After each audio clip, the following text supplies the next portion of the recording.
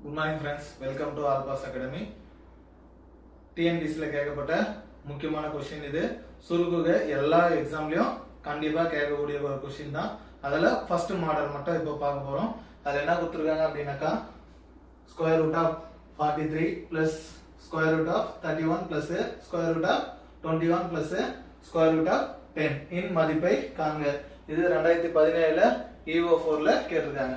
So இப்போ இது ரொம்ப ஈஸியான क्वेश्चन. 5 செகண்ட்லயே ஆன்சரை கண்டுபிடிச்சலாம். என்ன அப்படினா ஃபர்ஸ்ட் எப்பவுமே ஃபர்ஸ்ட்ல கொடுக்கிறது மட்டும் பாருங்க. ஓகேவா? ஓகே. ஃபர்ஸ்ட்ல 43 இருக்குயா?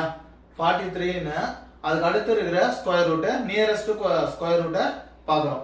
சோ நியரஸ்ட் ஸ்கொயர் ரூட் என்பது 5 5s are 25. இது வராதா? 5 5s are என்பது 25. இது வராது.